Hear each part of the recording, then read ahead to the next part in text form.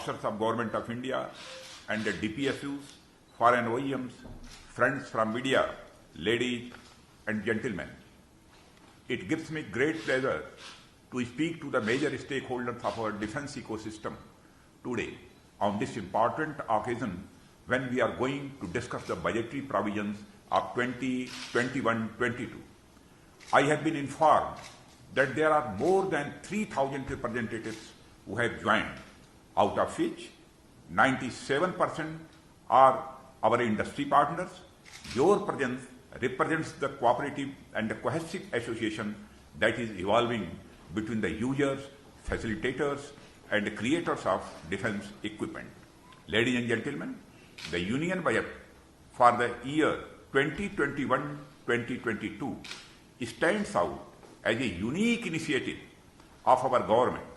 It brings a healthy mix of promise, potential, and progress. Its forward-looking agenda provides support for the defense and security of the country. It will enhance household income, support infrastructure development, our farmers, industry education, and very importantly, the health sector, amongst others. We have a saying that Sukhasya moolam dharmah, dharmasya moolam artha, arthasya moolam rajyam. I mean, Sukh, that is happiness, is based in dharma, that is progressive work. Dharma is based in arth, that is wealth. और अर्थ को establish करना is the job of government and the private industries. This our government is doing very well. My brothers and sisters, this first ever digital union budget came in the backdrop of COVID-19. The pandemic was a severe setback to economic growth in general and industrial sector in particular. The impact was felt more by small and medium-sized companies, I mean MSMEs, given the challenges of disruption in supply chains and liquidity.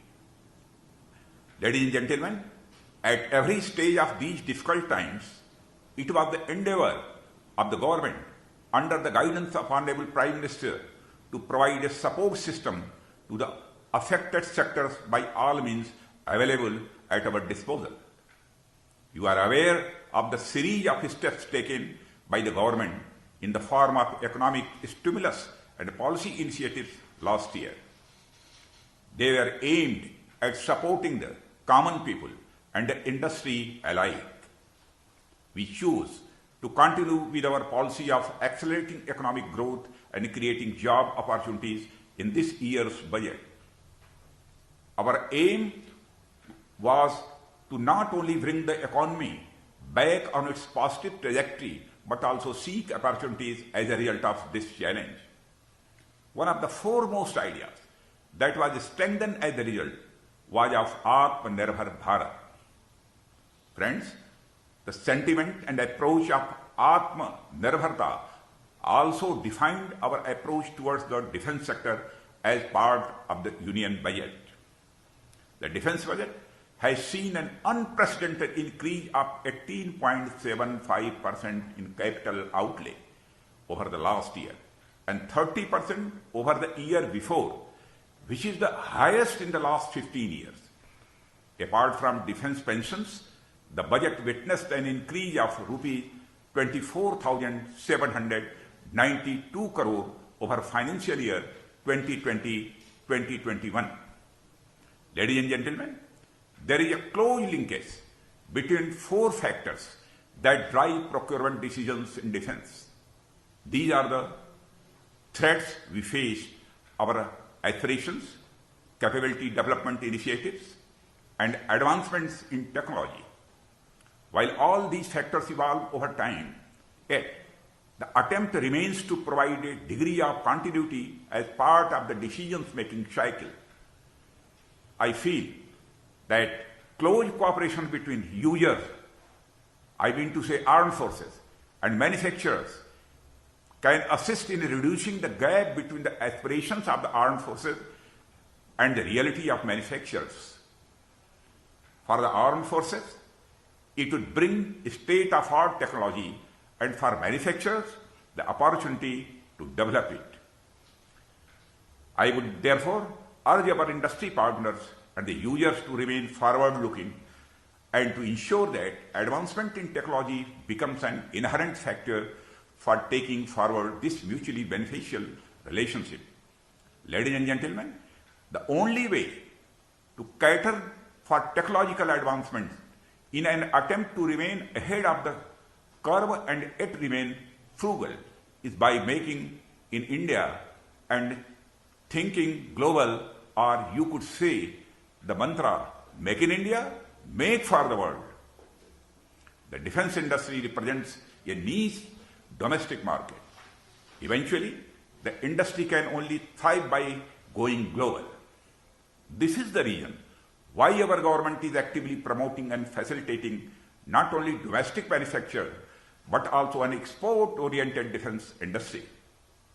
Today, ladies and gentlemen, the most important factor that is going to drive the domestic industry is indigenization or Atmanirbhar Bharat. We understand that this may lead to higher initial costs.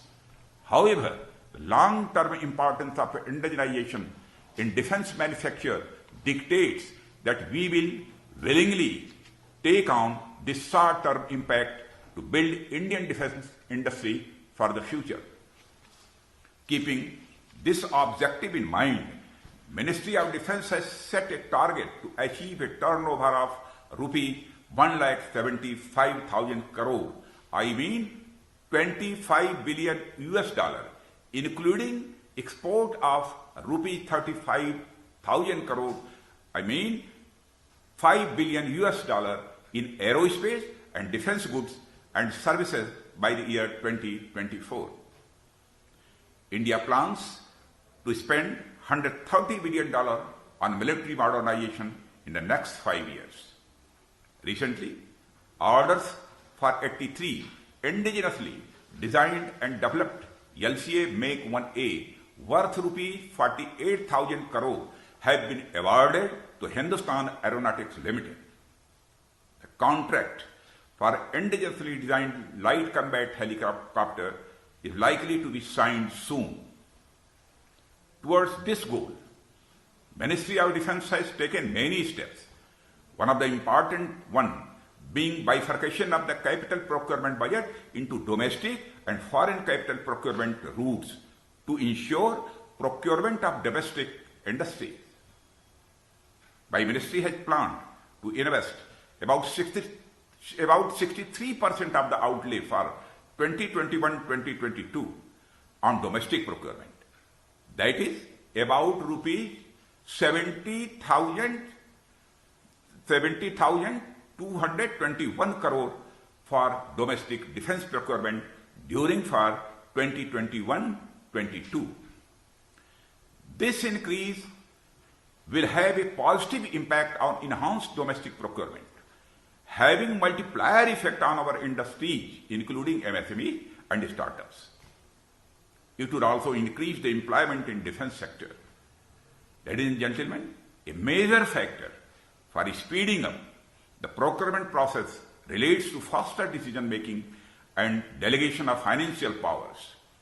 Keeping this in mind, recently our government has approved enhanced delegation of financial powers under capital procurement for items of capital nature such as overhauls, refits, upgrades, etc. This will enhance the utility of existing assets and facilitate faster processing and implementation of projects. Ladies and gentlemen, in order to realize the vision of Atmanirbhar Bharat, the Government of India has brought many reforms in last 6 years. There is a clear focus of the government on ease of doing business to encourage foreign OEMs to set up manufacturing units in India, develop joint ventures and promote private participation in defense sector. I would like here to name a few, just to emphasize that the new budget is in continuation of our past commitments and indicates policy stability too. Industrial licensing requirements have been eliminated for a number of items. Where the industrial license is still required, the process has been simplified. Ladies and gentlemen, government has notified 46 items under the latest Public Procurement Order 2017, for which there is a local capacity available. The procurement of these items shall be done from local suppliers only, irrespective of the purchase value.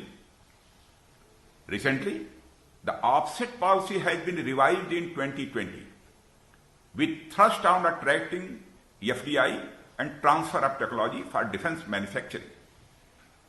Higher multipliers have been assigned to offset discharge in case of developments of MSMEs, manufacturing in India, transfer of technology, etc. Ladies and gentlemen, Defense Procurement Procedure 2016 has been revised as a Defense Acquisition Procedure 2020. It is driven by the tenets of defense reforms announced as a part of Atmanirbhar Bharat Abhiyan. In order to promote indigenous design and development of defense equipment by Indian IDDM has been accorded topmost priority for procurement of capital equipment in DAP 2020. During current financial year, rupees 75,000 crore worth AONs have been accorded out of which 87% relate to Make in India. Ministry is also working on bringing down the delays in timelines of capital acquisition. We will make efforts to complete the defense acquisition within 2 years instead of the existing 3 to 4 years being taken on the average. Ladies and gentlemen, as you are aware, Ministry of Defense has notified a negative list of 101 items for which there would be an embargo on the import beyond the timeline indicated against them. This is a big step towards achieving self-reliance in defense. This will offer a great opportunity to the Indian defense industry to manufacture these items using their own design and development capabilities to meet the requirements of the armed forces in the coming years. The negative list provides a long-term visibility on defense procurement plans. This shows our resolve towards Atmanirbhar Bharat. We now intend to notify the next list of items. I would like to repeat here. We will now intend to notify the next list of items and will also request Secretary DMA that they should also consider including certain spares currently being procured from outside so that we could indigenize the shield. I look forward to the discussions on this subject later today. Ladies and gentlemen, the embargo on imports is planned to be progressively implemented between 2020 to 2024. All necessary steps would be taken to ensure that timelines for production of equipment as per the negative import list are met, which will include a coordinated mechanism for hand-holding of the industry by the defense services. Ladies and gentlemen, as you may be aware, the MAKE procedure of capital procurement has been progressively simplified. There is a provision for funding up to 70% of development cost by the government to Indian industry under Make 1 category, and in addition, there are specific reservations for the MSME under the Make procedure. Recently, financial powers have also been enhanced to support prototype development under Make 1. This is in line with government's vision of Atmanirbhar Bharat and Make in India for a robust defense industrial ecosystem. Similarly, procedure for Make 2 category, which was introduced in DPP 2016 to encourage indigenous development and manufacture of defense equipment has number of industry-friendly provisions such as relaxation of eligibility criterion, minimal documentation, provision for considering proposals suggested by industry or individual, etc. So far, 55 projects relating to Army, Navy and Air Force have been accorded. Approval in principle valuing about rupee 30,000 crores. A new Make 3 procedure has also been introduced in a DAP 2020 so that the Indian firms may manufacture defense items locally either in collaboration with or TOT from foreign OEMs. Apart from these, Government of India has also established Technology Development Fund scheme under Make in India initiative to create an ecosystem for enhancing cutting-edge technology capability by inculcating research and development culture in industry for building indigenous state-of-art systems for defense applications and import substitutions.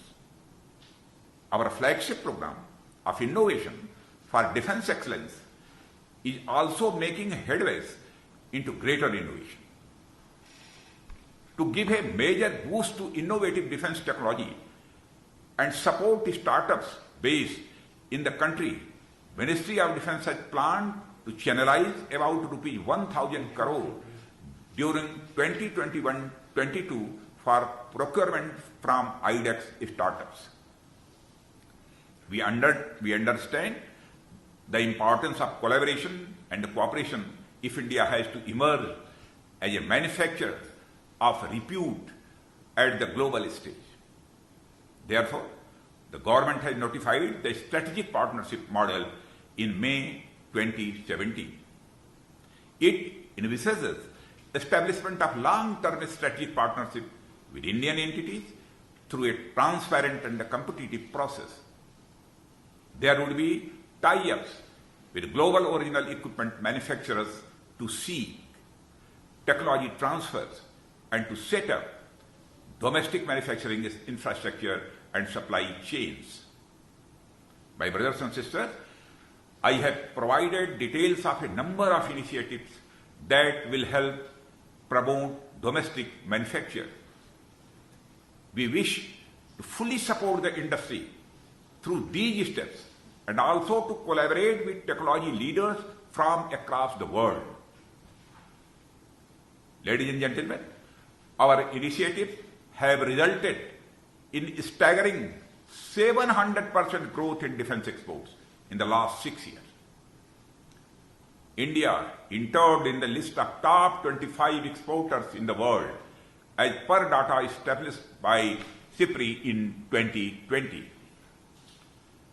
We have also notified the Open General Export License, a one-time export license which permits the industry to export specified items to specified destinations enumerated in the OGEL. To widen the investment base, brothers and sisters, to widen the investment base, the Government of India has enhanced the FDI in defense sector up to 75% under automatic and 100% under government. This would further act as a catalyst for foreign players to invest in India. The opening up of the defense sector for private sector participation is helping foreign OEMs enter into strategic partnership with Indian companies and leverage opportunities in the domestic market as well as global markets. Due to these reforms, the FDI in India in defense sector has jumped by more than 200%. Rupees 2,871 crore worth FDI has been invested in defense sector in last 6 years. Ladies and gentlemen, through this small recap of the new budgetary provisions as well as the larger policy steps that we have been taking over a medium term, I want to emphasize that the government wants to provide a robust and stable positive policy regime backed by budgetary thrust wherever required. Or I can assure you that policy initiatives taken in the recent past and the proposals and initiatives outlined in the budget are part of a continuum that aims at supporting and facilitating defense manufacture in India in a big way. Looking at the future, our vision goes beyond self-sufficiency of the domestic requirement. We seek a global role for our defense industry. Ladies and gentlemen, I would like to take this opportunity to express my expectations from my partners. I expect and hope that the recent initiatives taken by the government will be utilized by the industry to not merely to meet the envisaged targets, but also to exceed them. This is perhaps the best time for industrial houses to invest in research, design and development and manufacturing facilities. I hope to see greater focus on dual-use technologies, especially in the aerospace sector, and also in establishing maintenance, repair, overhaul facilities. In the past, the enthusiasm shown by young innovators has been particularly encouraging. I wish that our youth participates in defense innovation and takes it forward in leaps and bounds. Ladies and gentlemen, I have been informed that the various interactive sessions will be held today. These sessions will deal with the defense ecosystem by the Defense Secretary, industry's perspectives on defense budget 2021-2022, discussions by Department of Military Affairs officials on negative list, procurement and acquisition issues by acquisition wing, etc. Ladies and gentlemen, this exercise of having 2 days interactive event with you only indicates the government's vision and intention to work hand in hand with industry. I also hope that this opportunity to interact with senior officials from the armed forces and the MOD civil servants will help answer any queries you have. This is indeed a unique opportunity. Please feel free to seek any clarification and details about defense budgetary and defense procurement related issues during the course of 2 days proceedings. Ladies and gentlemen, I would here add a small word of advice. Generally, in forums like this, when we deliberate at the national or macro level, we tend to forget the micro picture. We tend to forget the actual project or field level difficulty which might be faced by our MSME units or small supply chain partners. We need to keep them and the whole chain in mind when we discuss any policy, budgetary or otherwise. This will help us in achieving our objectives better. I am sure that the deliberations of the day will throw up options and solutions in our collective bid to seek the right answers for not only becoming Atmanirbhar but also a Vishwavyapi, worldwide defense manufacturer and exporter. I wish you all the very best for the successful conduct of this webinar. Jai Hind. Thank you very much. Thank you, sir. Thank you for the inspiring words. On this momentous occasion, it gives me pleasure and privilege to invite the Honorable Prime Minister of India, Shri Narendra Modi ji, to deliver his keynote address. Honorable Prime Minister.